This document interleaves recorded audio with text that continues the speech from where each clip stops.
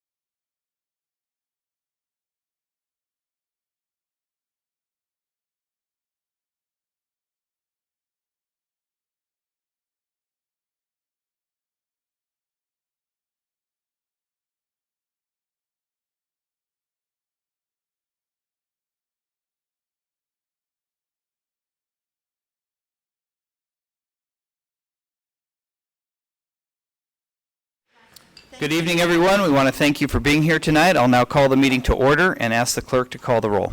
Roll call. Townsend. Here. McKiernan. Here. Mugia. Here. Johnson. Here. Kane. Here. Markley. Here. Walters. Here. Philbrook. Here. Bynum. Here. Walker. Holland. Here. This evening, the invocation is being given by Sister Therese Bangert of Our Lady in St. Rose Catholic Church. Please stand for the invocation and remain standing for the Pledge of Allegiance. Just a short prelude to this prayer. Tonight at Wyandotte West Library, they are showing the movie Hidden Figures for this community. I was very inspired by the women in this movie, and I would be at the library to see it again if I wasn't here. And I would note, I think it's one of the services that the UG helps provide, the libraries. I mean, they're with the education district, but so compliment yourselves. So I pray. Loving God, the giver of gifts, thank you for the witness of the African American women in Hidden Figures, Catherine, Dorothy, Mary.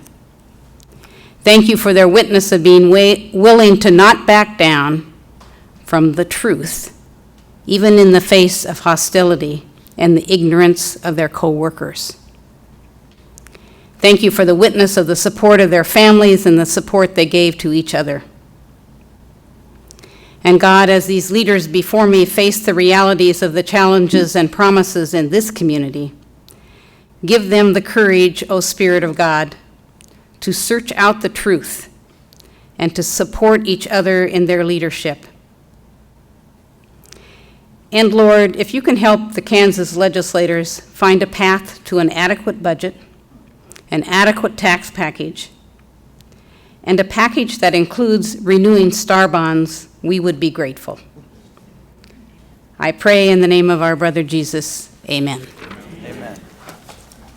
I pledge Allegiance to the flag of the United States of America and to the republic for which it stands, one nation under God, indivisible, with liberty and justice for all. Sister, thank you. One of the stars of that movie, our Kansas City, Kansas owns, Janelle Monet. So, thank you. All right, I'd like to ask the clerk if there are any revisions to tonight's agenda. Yes, Mr. Mary, blue sheet has been distributed. We have an addition up under the non-planning consent agenda. We have two new items. Item number 3 is a plat regarding the King Estate lots, which is along North 124th North Hollingworth Road. And item number 4 is a plat also for Schlitterbahn Vacation Village, which is the 4th plat along North 98th and Parallel Parkway. All right, thank you. Those will be included. Tonight, we have 2 distinctive parts of our meeting. The first is planning and zoning, and that will be handled first, followed by our regular commission meeting. I will start by asking the clerk to read the planning and zoning statement, followed by the items on the agenda. We would like to welcome all present to this meeting of the Unified Government Commission. Members of the commission are Mayor Mark Holland, Commissioner Melissa Bynum, at-large District 1, Commissioner Hal Walker, at-large District 2, is unable to be here. Commissioner Gail Townsend, District 1. Commissioner Brian McKiernan, District 2. Commissioner Ann Mugia, District 3. Commissioner Harold Johnson Jr., District 4. Commissioner Mike Kane, District 5. Commissioner Angela Markley, District 6. Commissioner Jim Walters, District 7. And Commissioner Jane Philbitt, District 8. As each petition is called this evening, all persons for or against will be given the opportunity to express their views. If this is the first time that a particular petition has been before this commission, the commission has 3 options. Number 1, it can approve the recommendation of the Planning Commission with 6 votes. Number 2, it can override the Planning Commission's recommendation, but it would take 8 votes to override. And number 3, it can return the matter to the Planning Commission for further consideration, together with the statement specifying the reasons for the referral back to the Planning Commission. The consent agenda is the first part of the Planning and Zoning agenda. Items on the consent agenda have received a unanimous vote or recommendation by the Planning Commission. Unless there is a request to set aside an item from the consent agenda by the applicant, a member of the public, the Unified Government Commission, or staff, then the Planning Commission's recommendation on all items on the consent agenda will be adopted by the Unified Government Commission at one time. I will read the list of agenda items on the consent agenda, and when I have completed the list, the mayor will ask if there are any requests to set aside items from the consent agenda. This is your time to stand up and request that an item be set aside if you do not agree with the Planning Commission's recommendation. If an item is set aside, the matter will be discussed and voted upon separately. All items not set aside will be approved with the Planning Commission's recommendation. We appreciate the attendance of those people here this evening, and we recognize the importance of each petition. We will remind you that there are a number of items on the agenda, and we would appreciate your efforts to make your remarks as concise as possible. We ask that anyone with a cell phone to please turn them off or switch to non-audio so you will not disturb the meeting. Once the petitioners make their presentation, anyone for or against will be allowed the maximum 3 minutes to state your views. As you come to the microphone, please state your name and city for the record. The mayor and the commission are required to disclose contacts with proponents or opponents on any item on the planning and zoning agenda. I will ask if any commission wish to disclose any contact with proponents or opponents on any item on the agenda. Yes, I've been in contact for SP 2017-30, for and against. Thank you. Any other disclosures? Let the record show no further disclosures. I will now read the items on the consent agenda. Special use permit applications, item number 1, SP 2017-19, Teresa A. Hernandez, renewal of a special use permit for a miniature horse at 840 Shawnee Road, recommended for approval for 2 years. Item 2, SP 2017-30, Will Anderson with BHC Roads, special use permit for a tower operation at 7150 Cow Drive, recommended for approval for 2 years. Vacation application, we have 1 item, UE 2017-4, Dennis and Denise Hayes, vacation of utility easements at 4907 and 4909 North 126th Street and 12456 and 12458 Meadow Lane, recommended for approval. Plan review applications, item 1, PR 2017-16, Nicole Anderson with Studio A Architecture, LLC, preliminary and final plan review for a weight room and multi-purpose athletic facility for the KCKCC athletic teams at 7250 State Avenue, recommended for approval. Item 2, PR 2017-17, Nicole Anderson with Studio A Architectural LLC, preliminary and final plan review for an enclosed to house the fire truck for the KCKCC Fire Science Program at 6840 State Avenue, recommended for approval. Those are all items on the consent agenda. All right, I'd like to ask anyone in attendance tonight, any commissioner or staff who would like to remove an item from the consent agenda, please come to the microphone to do so at this time. Any item not removed from the consent agenda will be voted on by a single vote. Move for approval. Second. Let the record show no one is coming to the microphone to remove an item. They are all properly before us. Roll call. Roll call. Townsend. Aye. McKiernan. Aye. Mugia. Aye. Johnson. Aye. Kane. Markley. Aye. Walters. Philbrook. Aye. Bynum. Aye. The vote is 9-0. That motion carries. All right, before we move on with our agenda, I would like to recognize former Administrator Dennis Hayes. We approved his retirement a while ago, and now we just approved a vacation for you. So anyway, we're glad to help. We're glad to help. All right, we are now the next item is the mayor's agenda, the safety net clinics. I'm actually going to. You have non-planning. Oh, we have non-planning? Yes, it's here. Non-consent. Back one page. Planning and zoning non-consent. Let's do that one first. If you don't mind, Administrator. No, the next one is non-planning consent. That goes to the next one. That was right.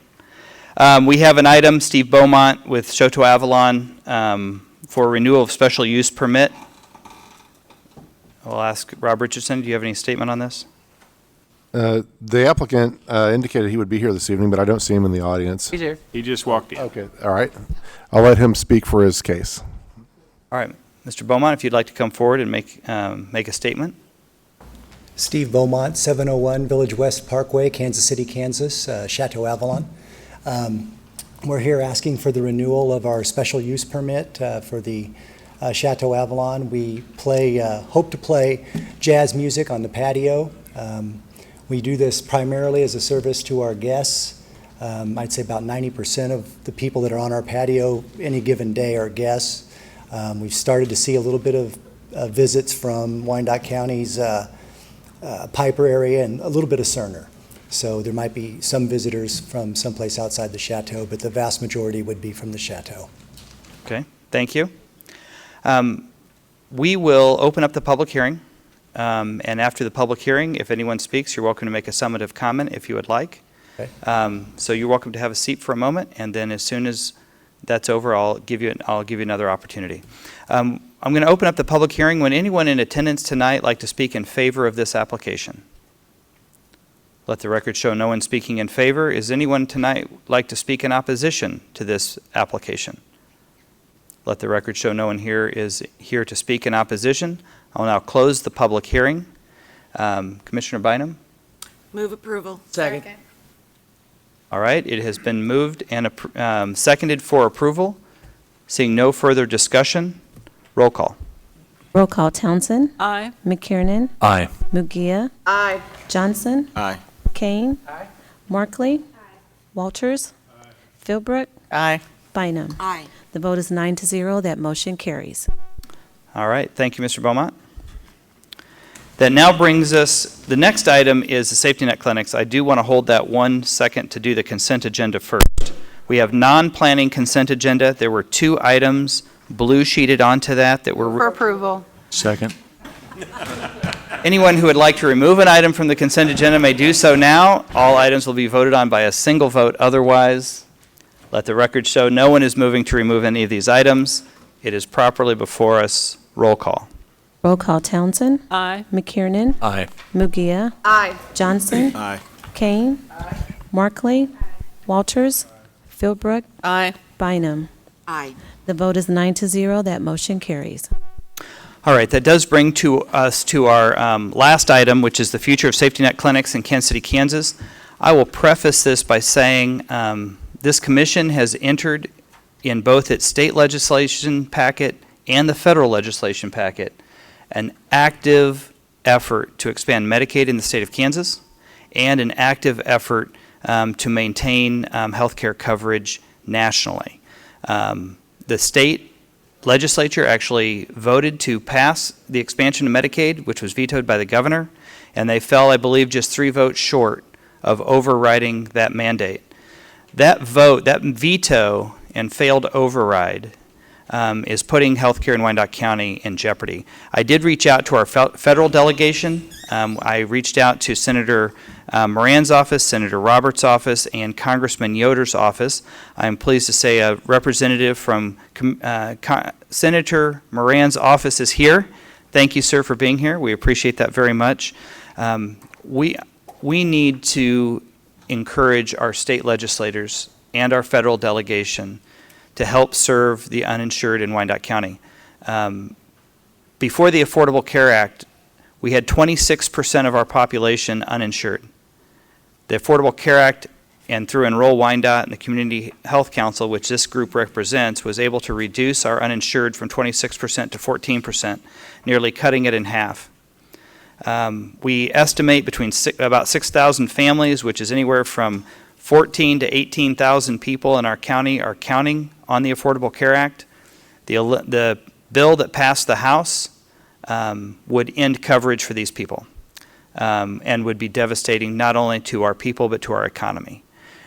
So this is critical, and it has also created a trickle-down. We talk about the trickle-down theory. This is a trickle-down crisis that is hitting our safety net clinics in Kansas City, Kansas. I recently had the opportunity to meet with our safety net clinics and hear their story, and I said, I think the commission and the public and our senators, our legislators need to hear your story. So I've asked them to come tonight and to present their situation so we can understand the plight of health care and indigent care in Kansas City, Kansas. Mayor Holland, thank you. I'm Jerry Jones, 803 Armstrong, Kansas City, Kansas, Community Health Council of Wyandotte County. It's a pleasure to be here and pleasure to be here with the WICO Heart team, the Health Access Resource team. So let's just jump right into it. The Community Health Council is honored to be here tonight with folks from Duchesne Clinic, from Riverview, from the new Community Health Center that is a conglomerate of Turner House and Silver City and University of Kansas, Dr. Sharon Lee, Southwest Family, and Mercy and Truth. We are, I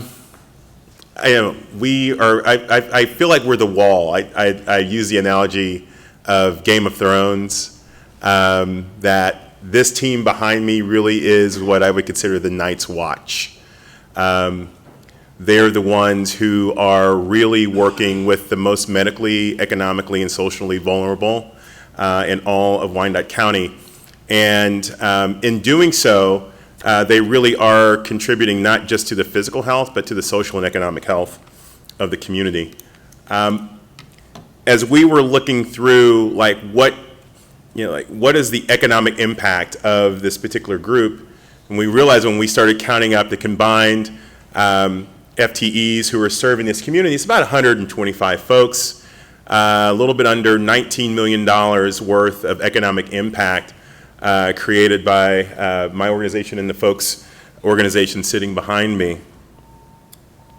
The last time I was here, we talked a little bit about how many folks are being served.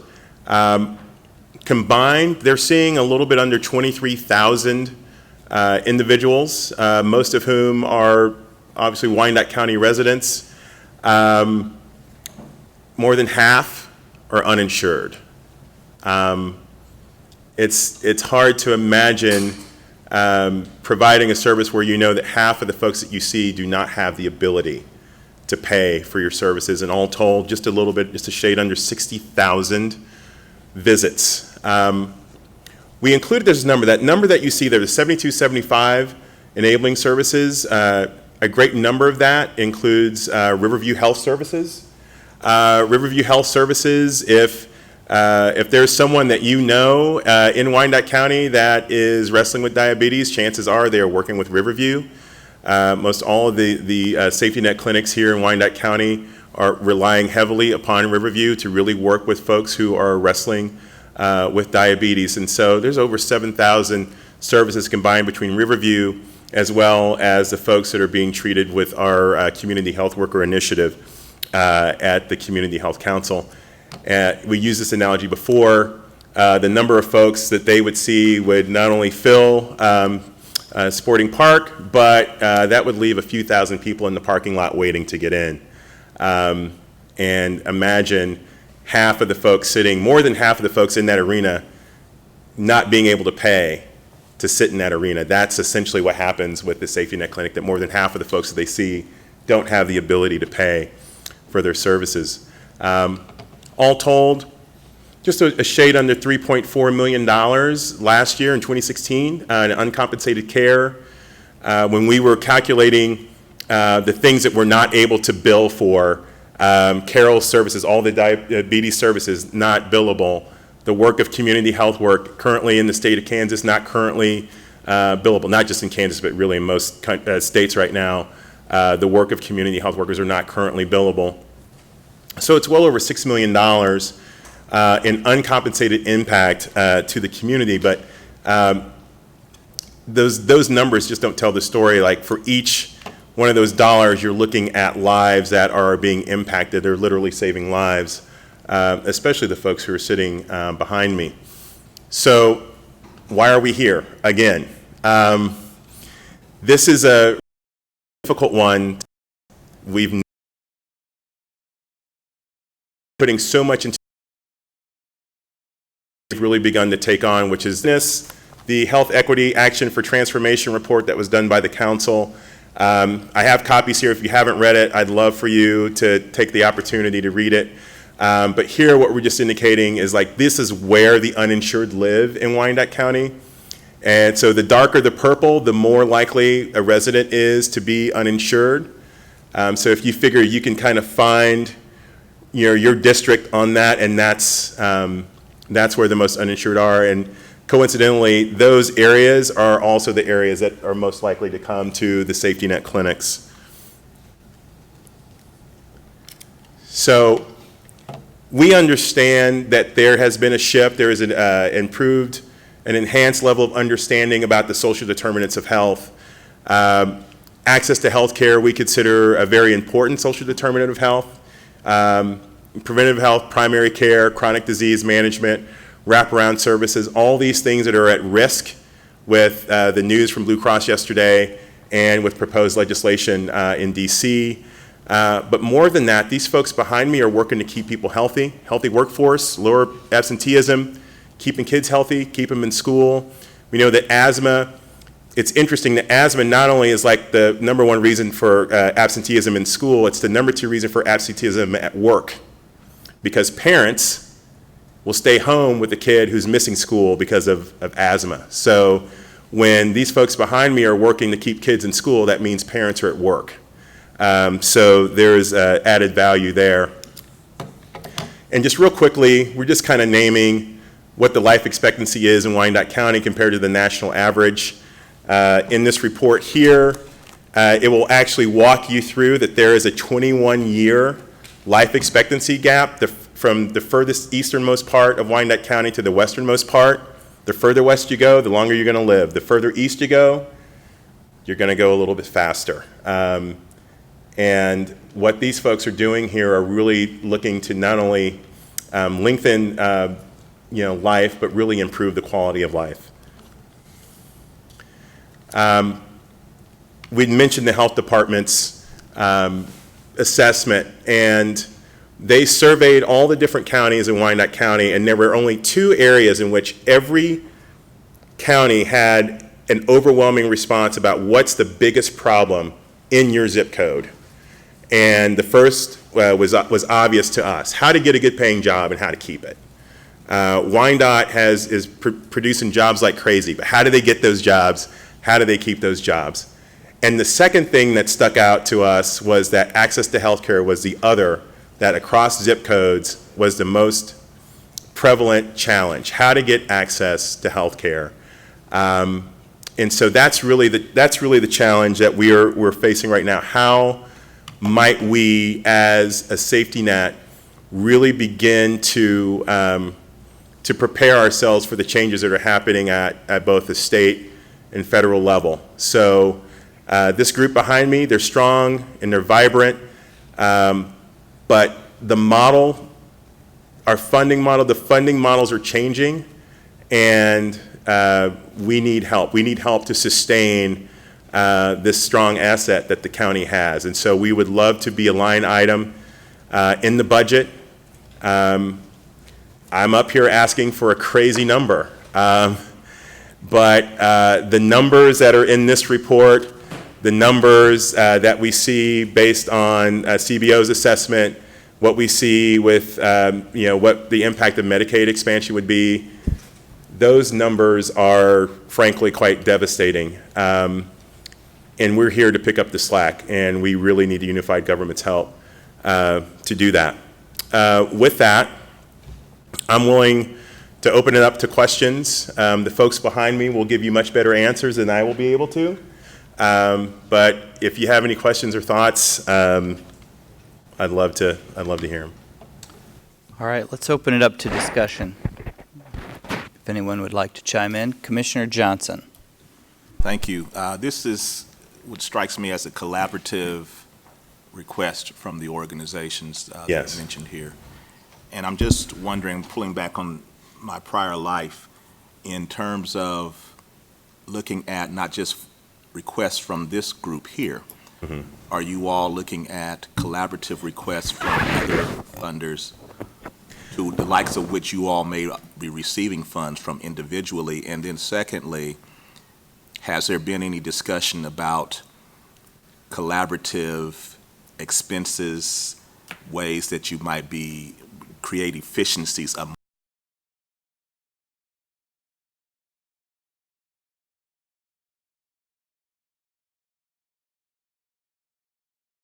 amongst the group in order to be able to address this issue as well? Because this is an issue that is very much important to me. I think the statistics would suggest that my district is one that's going to probably be most affected by this particular issue. So I'm just interested to know the depth of that conversation. That's a very good conversation, a conversation that this group's been having collectively prior to me even joining into their conversation. Changes at the local funding level is how some of this conversation that we're having with you all today has come about. Prior to the change in leadership in DC, we began to see changes at the local funding level, really moving more towards dealing with a kind of the breadth of the social determinants of health, unfortunately at the expense of safety net services. And so it is that gap that's been created that really brings us here to the unified government. We are hoping to be able to do exactly the things that you're talking about, like how might we begin to collaborate, how might we begin to share resources. However, the way the current funding models are set up, it's set up for competition. It's set up for them to have to compete with one another. For instance, my organization, the Health Council, we are not a medical provider, and as a result, we have chosen not to enter the fray when it comes to any safety net requests, because they are having right now to compete with each other, and so having one more organization trying to come in to tap into those dollars even makes it even worse. And so what we're hoping is that by being able to stabilize the amount of uncompensated care we're doing, that will enable them to get up to capacity to where then they can start thinking about how might they innovate, how might they begin to innovate things with one another. But really a plea to say, help us and solve some of the path to take forward, because I certainly recognize, and like Commissioner Johnson said, I certainly recognize that most everyone agrees.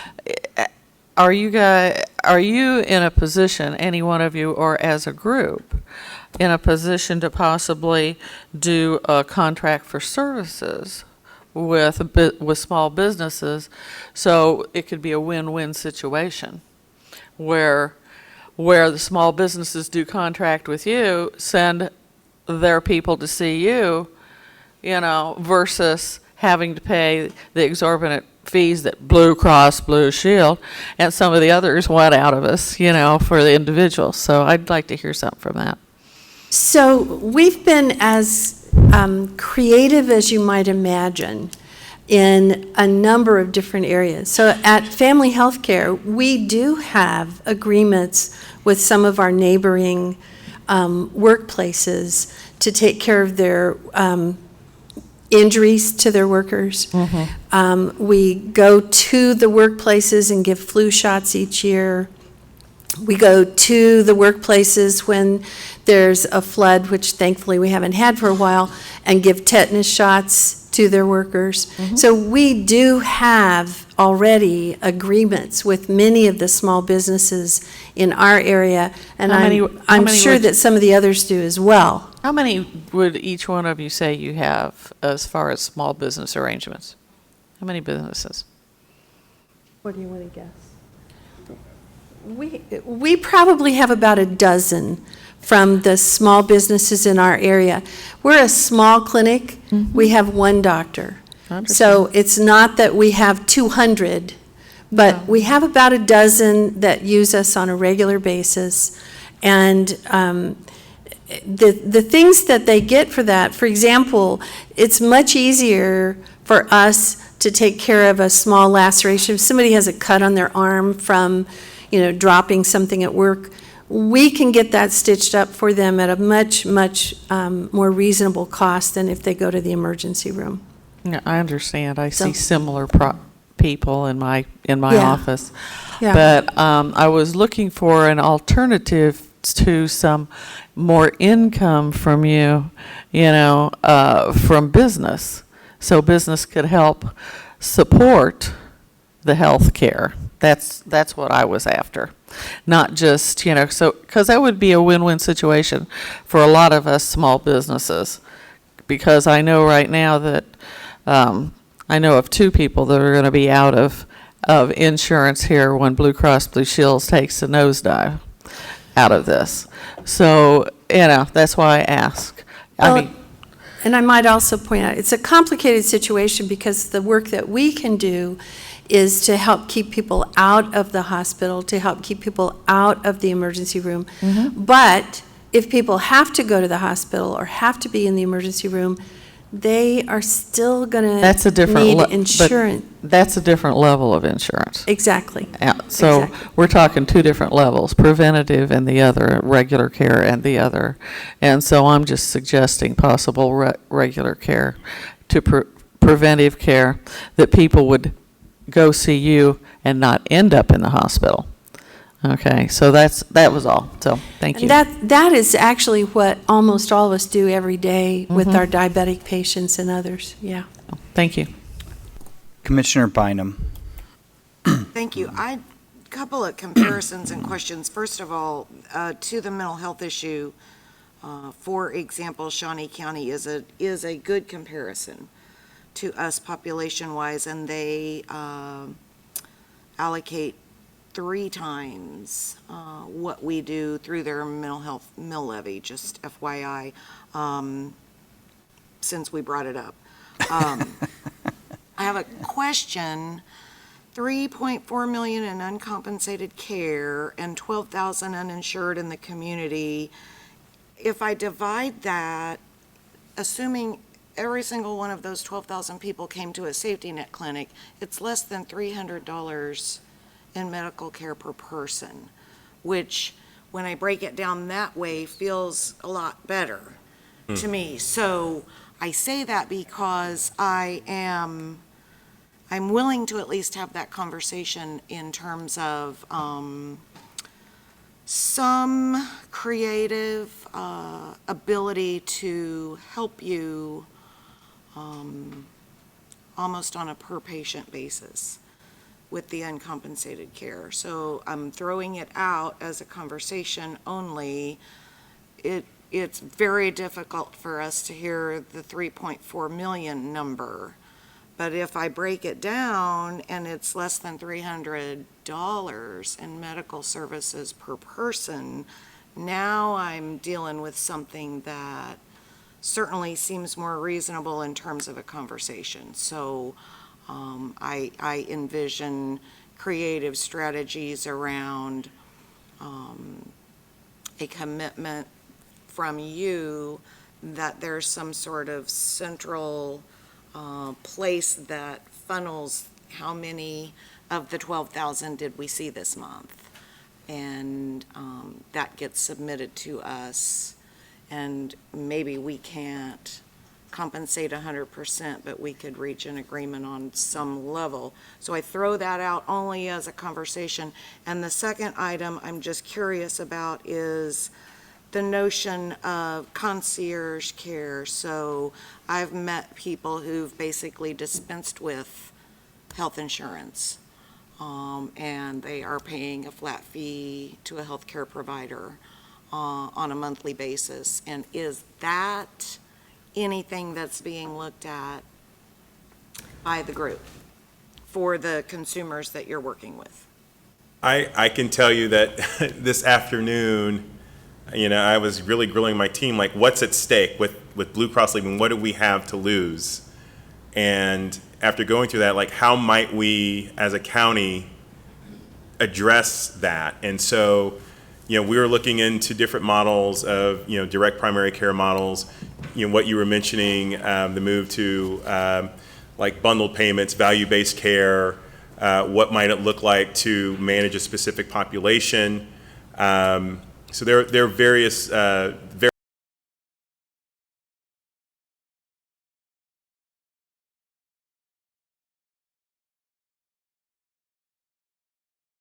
models to explore, but I think I'd really leave it to Dr. Lee and the experts here as to what they might consider. But those are definitely things that the conversations are already beginning about what might that look like in the new reality.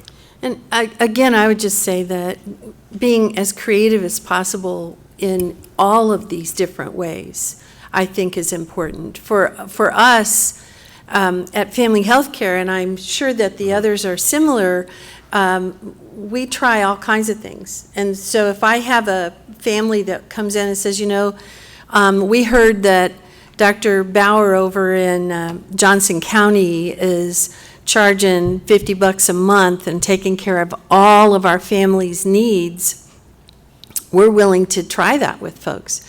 I have to tell you that in my experience, it has not worked well, but that doesn't mean I'm not willing to try it again with any particular individual. And so if if we had a group of people that wanted to do that, we could do the same thing. But I believe that one of the things we're talking about are turnips. Many of these folks are turnips, and that is, they don't have the money to do that with. And so when we're trying to, isn't the saying about getting blood out of a turnip? Yeah. The folks at my office are very adept at putting in IVs and drawing blood, but I don't think they could figure out how to get it from a turnip. So part of our issue really is the level of poverty in our community. And yes, we can get very creative in all these different ways, and we're willing to try all those things.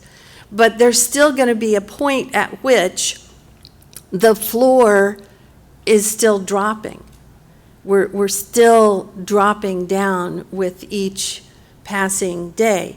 So one of the things that Jerry didn't go into specifics about, I just want to say briefly, is that one of the things that has happened to us in the past couple of years is that our funding was cut 10% from one of our big funding partners.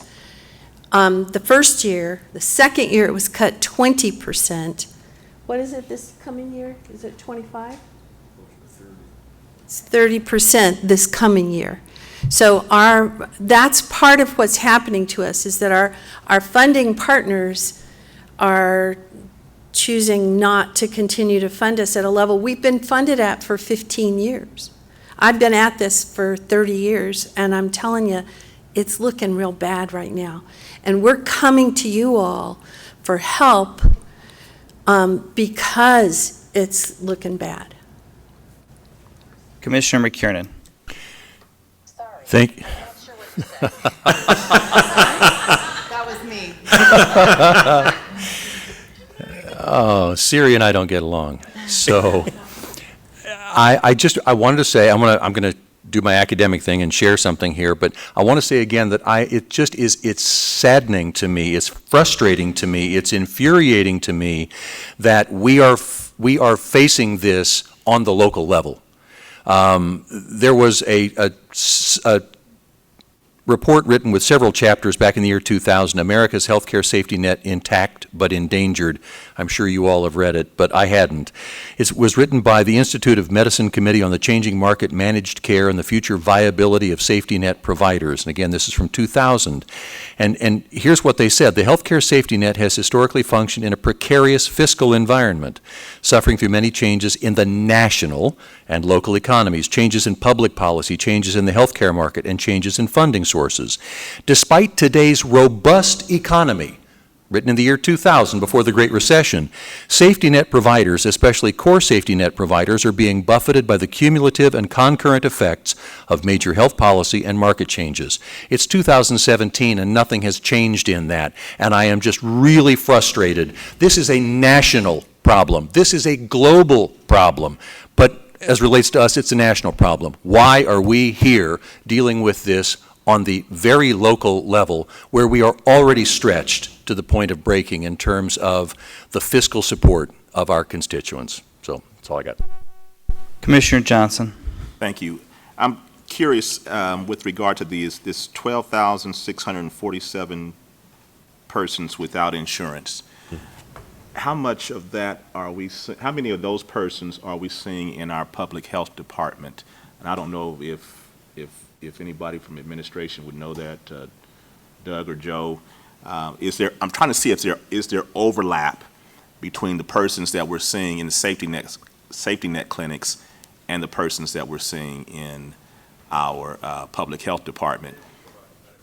They don't provide any medical. Okay, no. I was just going to say that's maybe somewhat of an uninformed question to ask, but. And I wish I had better numbers, but several months ago, my staff indicated that they probably get anywhere from 3 to 5 calls a day from folks who are referred from the health department to them to figure out how to get connected, usually to one of their clinics. And so you're like, okay, so that's anywhere between 15 to 20, 25 calls a week just from the health department, from folks who are seeking treatment at one of the safety net. Well, in the health department's job, Ma'am, you have to come to the microphone. I'm so sorry. The health department's job is not really to provide primary care to people. It's a public health service, and so the health department's job is to make sure that, infectious diseases that are ramping up in the community, like syphilis. I don't know if y'all are aware, but we've got a syphilis epidemic going on right now. Those kinds of things are being addressed.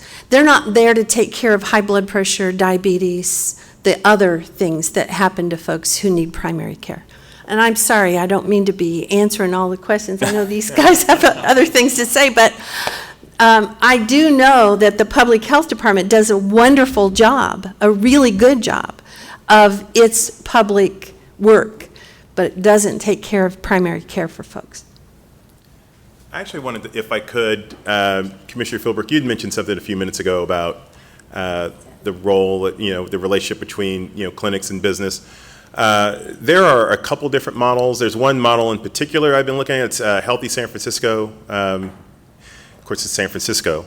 But their system is set up to where employers are paying in to the city, and then their employees are able to access the different safety net services. I feel like what you might be suggesting is, what does an actual relationship, like folks from my shop seek services at one of their clinics. I don't want to speak for them, but I would say that the group would be open to exploring that. As I say, like, as staff, we were looking at what is that relationship between employer and clinic, like how might that work? Well, I would be willing to put together a conversation between some small employers and your group to talk about possibilities of creating that sort of thing. Because, like I said, if we don't have to pay the extremely high costs to get people in just to see a doctor on a regular basis, like for a cold or a sore throat or headaches, so we can keep them out of the ER, because that is where they go. Fortunately, some of them will go to urgent care if they can find an urgent care open, okay? But if we can work on that, some kind of a model like that, be a little bit more creative and keep the government out of it. Whoops, sorry. I said that as a commissioner, this is true. But that way we save money in doing that too, because then we don't have to deal with all the hoops and stuff we have to jump through dealing with government. As we all know, there's always extra work and extra people to add on when we do that. So thank you for mentioning that. All right, I want to, I don't see any more comments. I want to close with a couple statements. One, $3.4 million is the ask that has been put before us. We're going into the budget session, so we can discuss that. I will note, for comparison, our county mill levy, which funds our health department and our mental health levy, is at 34 mills. $3.4 million would be a 10% increase in our county mill levy. It would be a significant increase in taxes on our community. So I just want to put the number in perspective. You said you were asking for a big number, so let's put the big number in perspective. A couple of other big numbers. KU Med is losing about $100 million a year in uncompensated care. Providence is losing between $5 and $10 million in uncompensated care. There is a healthcare crisis in our nation and in our state. I believe this is ultimately a state and federal issue that the leadership in our state and federal governments need to take seriously and need to move forward. The state had an opportunity to expand Medicaid, which would have brought dramatic relief to the safety net clinics, with people actually having access to health care. It would help our KU, it would help Providence, and that would lower the cost of health care for all of us. I agree that the current Affordable Care Act has problems. I don't know of anyone who has said it's a perfect system. It is a system that is providing health care for people and needs to have its situation fixed, but not repealed. The Congressional Budget Office figures with the House plan that was voted on does two things. One, it removes 23 million people from health care access, 23 million nationwide, and that would be most of the people in Wyandotte County who are currently receiving it. It also forbids any state that has not already expanded Medicaid to do so now. So it would be a double hit. It would take $1 trillion out of the healthcare system in this country.